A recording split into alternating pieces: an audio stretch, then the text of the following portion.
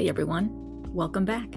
This is episode 5 in season 11. Today is Wednesday, January 31st, 2024. My name is Sonal Patel, and this is the Paint the Medical Picture podcast series. Now, all right, you guys, today is the last day of the month, so you know what that means. It's my Newsworthy fraud, waste, and abuse highlights for the month of January. And of course, I'm going to be spotlighting some of those from the month's criminal and civil enforcement cases that I find newsworthy. And in my Trusty Tip, I wanted to go over the new DMEPOS documentation requirements for refills. And of course, I'm going to go ahead and close out and round out today's episode with another remarkable quote on quality and quantity by Frederic Chopin. Let's get into it. So, let's get into newsworthy. The month's fraud, waste, and abuse cases. The month of January saw 43 cases as of the recording of this episode. Early January saw a case involving a Florida research hospital who agrees to pay more than $19.5 million to resolve liability relating to self-disclosure of improper billing for clinical trial costs. Here, a nonprofit cancer treatment and research center based in Tampa, Florida, has agreed to pay over $19.5 million to resolve its civil liability under the False Claims Act for improper claims submitted to federal healthcare programs for certain patient care items and services provided during research studies that were not eligible for reimbursement. In connection with this settlement, the United States acknowledged that the research hospital took a number of significant steps entitling it to credit for cooperating with the government. This settlement resolves the research hospital's civil liability for claims that it submitted to Medicare and other federal healthcare programs during the period from 2014 to 2020 for services that were not reimbursable under Centers for Medicare and Medicaid Services, CMS's rules governing reimbursement for clinical care provided in connection with clinical research trials. Specifically, it billed federal healthcare programs for items and services provided as part of its clinical trial research that should have been billed to non-government trial sponsors. After learning of these issues, the research hospital initiated an independent investigation and compliance review and voluntarily provided the government with a written disclosure of its findings. It cooperated fully with the government's investigation of the conduct and implemented prompt and substantial remedial measures. The federal share of this settlement is approximately $18.2 million, and the state Medicaid share of the settlement is approximately $1.3 million. Protecting the nation's healthcare programs is a top priority of our office, end quote, said the U.S. attorney on the case. He continued on, quote, when those who receive funds from government healthcare programs discover that they have submitted improper claims, we encourage them to promptly disclose the issues and cooperate fully with investigators to reach an appropriate and swift settlement. That's what this research hospital did here, self-reported its improper claims, cooperated with government investigators, and took action to remediate its billing systems, end quote. The claims resolved by this settlement are allegations only, and there has been no determination of liability. Early January also saw hospitals pay $7.25 million to settle allegations that they violated the False Claims Act. Here, Tennessee hospital systems have paid over $7.25 million to resolve allegations that they violated the False Claims Act. This settlement resolves allegations that they caused the submission of false claims to Medicare that resulted from improper financial arrangements between the hospitals and another clinic, including kickbacks that they paid to this clinic as part of its affiliation with the clinic. Now, quote, federal law prohibits monies from influencing where a doctor refers a patient for treatment to keep doctors focused solely on what is best for the practice, end quote, said a U.S. state's attorney on the case. He continued on, quote, we contend that these hospitals' affiliation with the clinic ran afoul of that law. When hospitals pay kickbacks to physician practices, regardless of what form those kickbacks take, they can expect to be the focus of our reinforcement efforts, end quote. In its complaint, the United States alleged that from December 2011 until February of 2019, the hospitals had a multi-agreement affiliation with the clinic and a university health science center. The affiliation agreements with the clinic included an asset purchase agreement, management services agreement, leased employee and administrative services agreement, and a professional services agreement. According to the complaint, the hospitals used these agreements as a vehicle to pay kickbacks to the clinic, in part to induce the clinic to refer Medicare beneficiaries to the hospitals. The affiliation ended in 2019 and is no longer ongoing. The civil settlement includes the resolution of claims brought under the QTAM, or whistleblower provisions of the False Claims Act, by two gentlemen. One, a former president of one of the hospitals, and the second, a former dean of the University Health Science Center. Under those provisions, a private party can file an action on behalf of the United States and receive a portion of any recovery. The Act also permits the United States to intervene and take over the litigation and receive a portion of any recovery, such as the United States did here. The gentlemen will each receive a share of the recovery. The claims settled by this settlement are allegations only, and there has been no determination of liability. Late January saw a New York hospital who was agreed to pay over $800,000 to settle claims that physician practices improperly billed government healthcare programs. Here, the government alleged that radiation oncology practices failed to properly review images taken for guided radiation therapy. The New York hospital has agreed to pay over $800,000 to resolve claims that two radiology practices improperly billed Medicare, Medicaid, and TRICARE for images used in image-guided radiation therapy treatments, or IGRT, provided to cancer patients. The settlement agreement, which resolved claims under the Federal False Claims Act, was approved on January 19, 2024. A United States attorney on the case stated, quote, "The defendants provided substandard care to cancer patients by not properly or timely reviewing medical imaging and then billed taxpayer-funded healthcare programs for these shoddy services," end quote. He continued on, quote, "My office is committed to holding healthcare providers accountable for such conduct," end quote. Now, the two clinics, which are no longer operating, provided outpatient radiation oncology services to several Brooklyn communities. IGRT is a type of cancer treatment that uses imaging technologies such as PET scans, MRI scans, and CT scans to deliver radiation more accurately and safely into cancer cells. It uses periodically taken images to guide the precise delivery of radiation. The United States claimed that between the years 2012 and 2018, the two clinics billed for images utilized in IGRT when such images were either not reviewed or were not timely reviewed, and therefore were not reasonable and not necessary. Further, the investigation found that initial consultation sessions at one clinic were in some instances billed at a higher coding level than appropriate.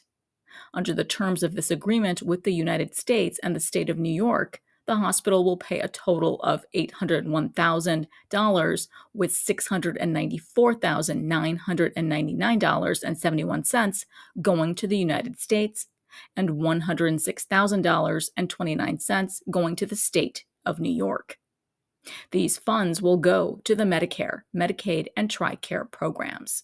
The settlement includes the resolution of a civil action brought under the QTAM, or whistleblower provisions of the False Claims Act.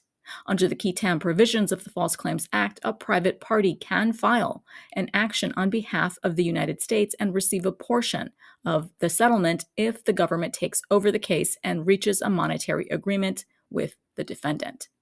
The claims resolved by the settlement here are allegations only, and there has been no admission of or determination of liability.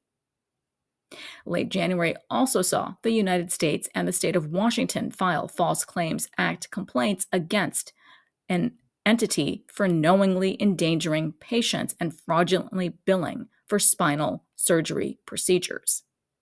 Here, in this complaint that was filed, alleging that a Washington state health system knowingly endangered patient safety and falsely and fraudulently billed Medicare, Medicaid, and other federal health care programs for spinal surgery procedures performed at one of its hospitals between the years 2019 and 2021 by a former neurosurgeon.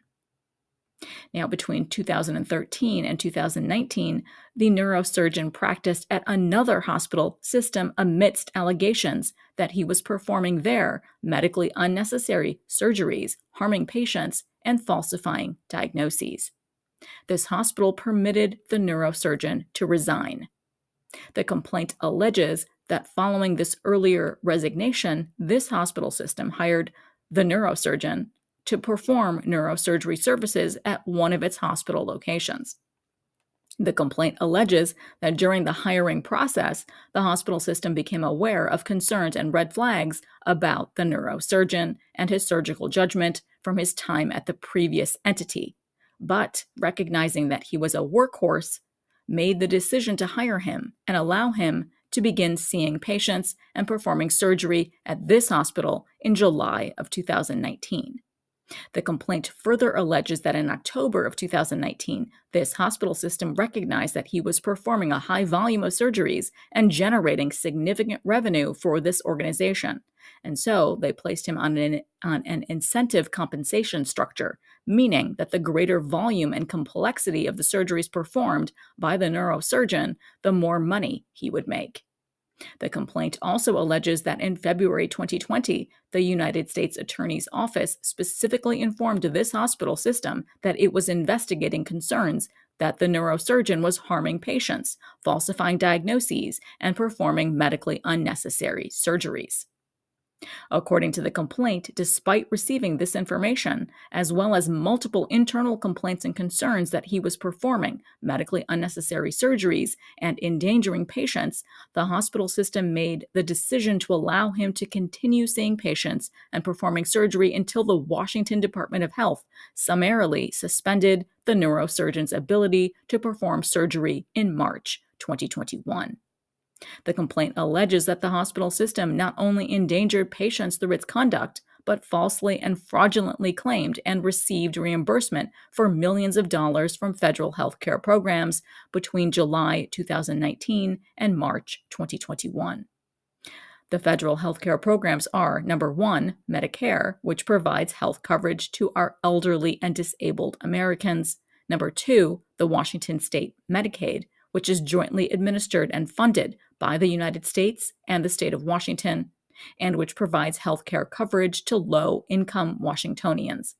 And third, the U.S. Department of Veterans Affairs, or VA Community Care Program, which provides health insurance coverage for veterans for certain specialized services that cannot be performed at VA facilities. And fourth, the TRICARE Program, which provides health care insurance coverage for active duty and retired military service members, reserves, and their families.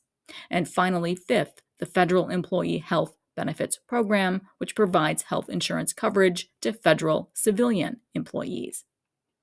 Now, in April 2022, the first hospital involved, the one in which they told the neurosurgeon to resign, agreed to pay approximately $22.7 million and implement a standard of care corporate integrity agreement to resolve its liability concerning surgical procedures performed by the neurosurgeon, and another that billed to federal health care programs. Now, in April 2023, the neurosurgeon agreed to pay approximately $1.2 million to resolve his individual liability under the False Claims Act.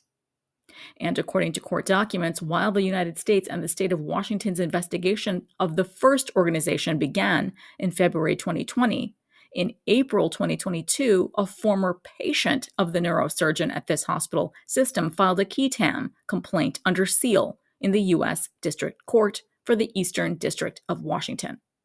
When a whistleblower or relator files a qui tam complaint, the False Claims Act requires the United States to investigate the allegations and elect whether to intervene and take over the action or to decline to intervene and allow the relator to go forward with the litigation on behalf of the United States. The relator is generally able to then share in any recovery. Over the past decade, recoveries in the Eastern District of Washington in False Claims Act cases have exceeded $400 million. Now, there were many of the other usual suspects as well, from nursing home abuses, DME fraud schemes galore, prescription drug abuses, opioids and pill mills cases, and even more kickbacks and bribery schemes. But I wanted to go ahead and pay particular attention to yet another case involving, that's right, you know it, another P-stim device, or those over-the-ear acupuncture devices that I know I've talked about here on this podcast time and time again for the past 2 years. Now here, Texas clinic owners have agreed to settle allegations regarding acupuncture devices. The owners of this Texas clinic have agreed to pay a total of up to $108,000 to settle allegations they submitted false claims. From January 27th of 2016 to September 16th of 2020, a chiropractor and 2 nurse practitioners and this Texas clinic billed Medicare for the surgical implantation of neurostimulator electrodes. Now, these are invasive procedures usually requiring the use of an operating room. Medicare pays thousands of dollars per procedure. However, the government alleged that no surgery was involved. Instead, patients received devices used for electroacupuncture, which only involves inserting needles into patients' ears and taping the neurostimulator device behind the ears with an adhesive. In addition to the financial settlement, this Texas clinic agreed to a 5-year period of exclusion from participation in any federal health care programs. To date, this is the 11th case the Southern District of Texas has resolved for similar conduct. And now, it's time for my best practice tips in Trusty Tip.